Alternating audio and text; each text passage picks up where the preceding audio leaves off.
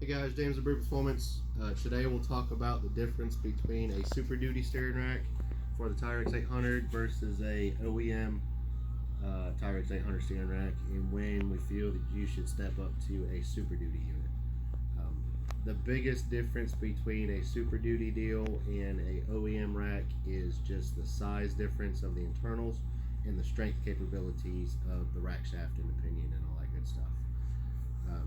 So basically, right off the bat, this is Super Duty assembly, rack shaft, pinion assembly, versus a OEM Tyrex 800 steering rack. You can see the rack shaft itself is larger, the teeth are larger, the pinion assembly and the bearing is much larger than a OEM type of Tyrex deal. These ones here, these are very similar to a KRX 1000 steering rack. Same manufacturer, just a longer housing and longer shaft to adapt to a Tyrex platform. These aren't bad at all. In stock form, we do make them a little bit better before we send them out.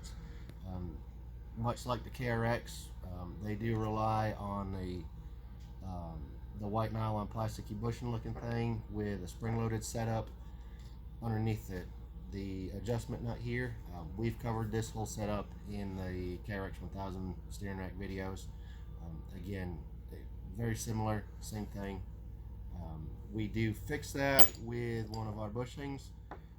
That makes it rigid and adjustable to set the tension on the gear set, where you get 100% gear set contact all the time.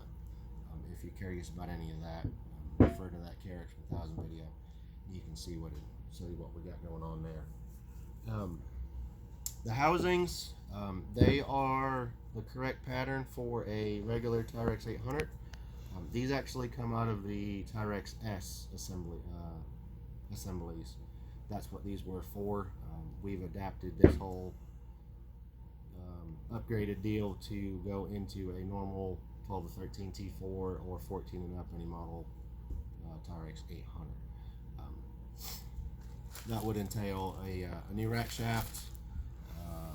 The rack itself, we give you new boots. The only thing that we don't give you is tie rods. The tie rod solution that you would need to come up with for something like this is a little bit different than the factory stuff, because right here this is a M16 thread, whereas a factory Tyrex 800 is M14 thread. They do make Hammond Clevis setups, a couple different ball joint or inner ball joint options to accept a M16 thread rather than an M14 thread. So doing these are much bigger, better, stronger. Really the purpose for this video is, when should I step up to a Super Duty steering rack? And we say it's really your discretion. Bigger is pretty much always better. It's going to be a lot stronger, last you a lot longer. Big tire guys, portal guys, rock bouncers, rock crawlers, or you mud folks down Texas, Florida type of stuff. 8-inch portals, 6-8-inch portals, 40s and above. This is going to be a hold up for you much more so than a OEM type steering rack.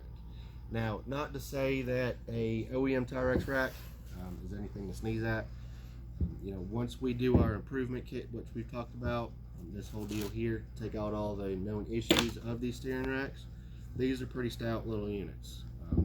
Guys with 30s, 4-inch portals, even upwards of the 6-inch portals, and the weekend warrior type of guys. This OEM type steering rack with an improvement kit, or if you want to throw an improvement kit in your own steering rack, this will work out well for you. These ones here, again, big tire guys, people are going to beat the shit out of their machines and just want something a little bit bigger, better, faster, stronger. Again, bigger bearing, bigger gear set on each of the rack shaft and the pinion. These are not going to chip, these are not going to break off. Like these used to do before an improvement kit. That's what always happened with these things is gear set rotated, you'd wipe out 3 or 4 of the teeth, no steer condition.